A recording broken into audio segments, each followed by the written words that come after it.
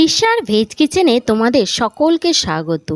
একঘেয়েমি কফি খেতে আমাদের কিন্তু আর ভালো লাগে না, তাই না? তাই আজকে আমি নিয়ে চলে এসেছি বাদাম কফি। এই বাদাম কফিটা খেতে কিন্তু দারুণ টেস্টি হয়। দেখবে যখন কফির সিজন থাকে শীতকালে, তখন কিন্তু নর্মাল কফি রান্না করলেই কিন্তু তার টেস্ট ভালো লাগে, কিন্তু গরমকালে কফি রান্না করলে সেরকমভাবে টেস্ট লাগে না। তাই তোমরা যদি এইভাবে বাদাম দিয়ে কফি রান্না করো, তাহলে কিন্তু খুবই সুন্দর লাগে খেতে, কারণ কফিতে এখন সারা বছরই পাওয়া যায়। দেখো এখানে কিন্তু আমি কফি নিয়ে নিয়েছি, কফি এবং আলু আমি কিন্তু এখানে কেটে নিয়েছি। যেহেতু গরমকালের কফিগুলো কিন্তু দেখতে কিন্তু খুব একটা ভালো না। যাই হোক, চলো এরপরে আমি নেব এগুলো, কফিটাকে নেব আমি ভেজে। তো আমি এখানে সর্ষে তেলই ব্যবহার করছি, তোমরা চাইলে কিন্তু এখানে সাদা তেলও ব্যবহার করতে পারো। তো আমি কপিগুলোকে এবার লাল লাল করে কিন্তু ভেজে নেব, সবগুলো কফি কিন্তু ভেজে নেব। আর কফি যদি একটু লাল লাল করে না ভাজা হয়, তাহলে কিন্তু কফির গন্ধটা কিন্তু ভালো আসে না। দেখো এখানে কিন্তু আমি লাল লাল করে ভেজে নিয়েছি। এবার আমি আলুগুলোকেও কিন্তু একটু লাল লাল করে ভেজে নেব। তো তোমাদের আমি এখানে একটু বলে রাখি, তোমরা কিন্তু চাইলে আলু নাও দিতে পারো। এবার আমি মশলাটা করে নিচ্ছি। দেখো টমেটো, আদা এবং কাজু বাদাম একসাথে পেস্ট করে নিলাম। ওই কড়াইতেই আমি আর একটু তেল দিয়ে নিলাম, দিয়ে দিলাম একটা তেজপাতা দিয়ে আমি এখানে দিয়ে দেব গোটা সাদা জিরে। গোটা সাদা জিরেটাকে আমি ফোড়ন দিলাম।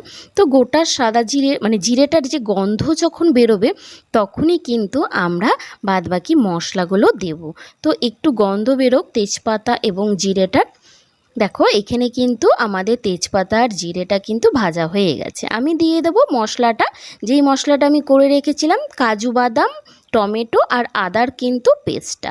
তো তোমরা যদি চাও এখানে কাজু বাদামের পরিবর্তে তোমরা কিন্তু চিনে বাদাম যেটা পাওয়া যায় সেটাও দিতে পারো। অবশ্য কাজু বাদামের যে টেস্ট সেটা তুমি চিনে বাদামে পাবে না। তবু আমি এখানে বলে রাখলাম যে যাদের কাছে কাজু বাদাম থাকবে না, তারা কিন্তু অবশ্যই চিনে বাদাম দিয়েও করতে পারো। তো যাই হোক, দেখো এবার আমি মশলাটা কিন্তু ভালো মতো কিন্তু কষিয়ে নেব।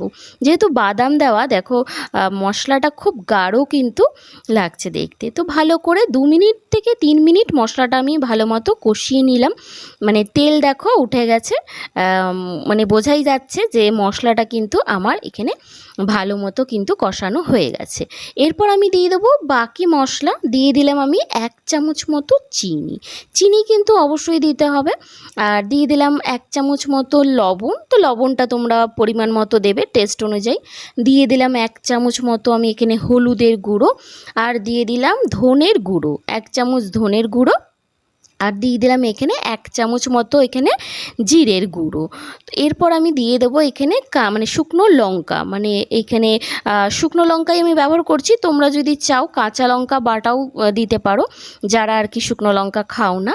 দিয়ে দিলাম একটু জল দিয়ে কিন্তু আমি মশলাটাকে কষাবো, কারণ না হলে কিন্তু মশলাটা কিন্তু পুড়ে যাওয়ার সম্ভাবনাটা কিন্তু অনেক বেশি।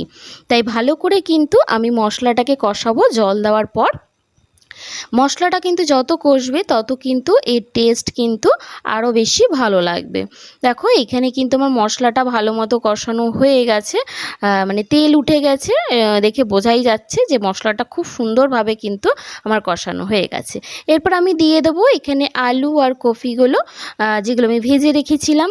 এরপর একটু জল দিয়ে দেবো, কারণ না হলে কিন্তু মশলার সাথে কিন্তু আমি আলু আর কফিটা ভালো মতো কিন্তু কষাতে পারবো না। তো একটু জল দেওয়ার পর আমি আলু আর কফিটাকে কিন্তু মশলার সাথে কিন্তু ভালো মতো কিন্তু কষিয়ে নেব। কফি আর আলুটাকে যদি ভালো মতো না কষাই, তাহলে কিন্তু খেতে কিন্তু খুব একটা ভালো লাগবে না। তাই ভালো মতো কিন্তু অবশ্যই কিন্তু মশলাগুলোকে একের পর এক কষাতে হবে। একটু ধৈর্য সাপেক্ষ রান্নাটা আর কি। যাই হোক, দেখো এখানে বোঝা যাচ্ছে যে আমার মশলাটার সাথে কিন্তু আলু আর কফিটা কিন্তু ভালো মতো কিন্তু কষানো কিন্তু হয়ে গেছে। এরপর কিন্তু আমি এখানে দিয়ে দেব পরিমাণ মতো জল, যেই জলটা দিয়ে আর কি আমি সেদ্ধ করব, সেই জলটা কিন্তু আমি এবার দিয়ে দেব।